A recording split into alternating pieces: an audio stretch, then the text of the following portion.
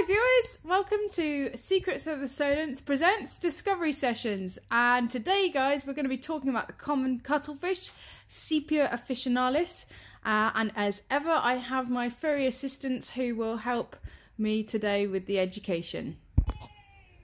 So today guys we're going to be talking about the cuttlefish, which Sheldon is currently investigating, but if we put it in front here they can both have a look at that.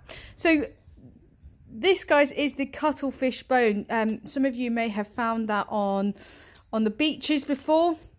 I know that dogs like it, apparently cats like it too. Sometimes you'll see it for budgies and things like that, but this is what we call a cuttlefish bone. Now it's not actually a bone, it's an internal shell, because cuttlefish is actually a mollusk. The name cuttlefish is actually really deceptive. It is a mollusk, it's related to your garden snail, it's related to the common whelk, which I showed on an earlier episode. It's basically how the cuttlefish floats, because it doesn't have a swim bladder like fish. Don't you steal that.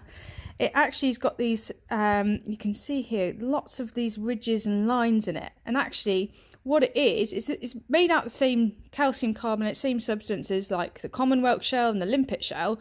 But because it's structured differently, it's got air pockets. It's almost structured like columns. And if you move your finger across it, you can see, you can see some of it comes off. But if I press really hard, obviously the edge is cracked, but you can press really hard, it's quite dense.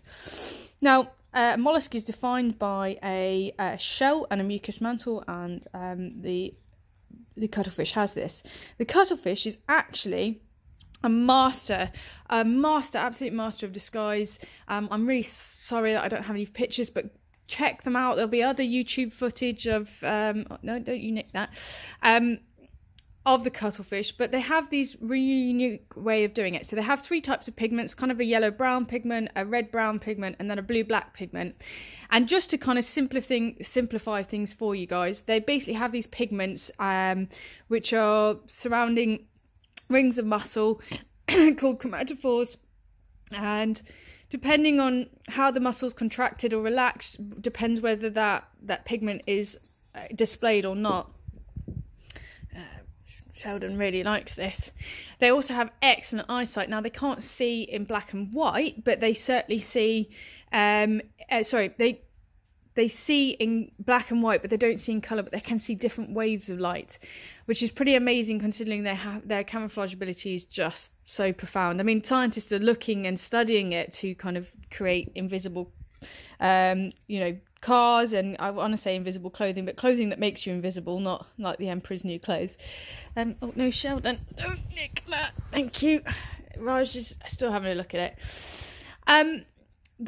Cuttlefish actually has 3 hearts, because the blood is very different to our blood. Our blood has something called hemoglobin in it, and it's iron-based, whereas the cuttlefish are copper-based. Now, copper, if you've ever seen it rust outside, it rusts a lot slower than iron does, and that's because it doesn't oxygenate as quickly as iron does, and that's the problem with the cuttlefish, is they're getting their oxygen from the sea, from the water there, and oh yeah, Shelly's nicking that.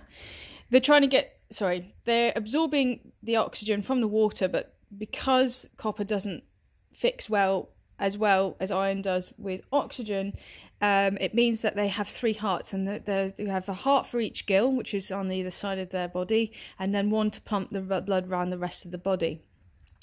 Really cool thing about the cuttlefish bone itself, guys, is a friend of mine actually makes jewellery out of it. So they reckon in 5,000 years ago in the Bronze Age, you can carve designs in it, and then they would put the metal into it, and it would be, instead of using sand or things like they used to do for moulds of jewellery and stuff, they use cuttlefish bones. And my friend has made necklaces and stuff out of pewter using this method, so it is doable.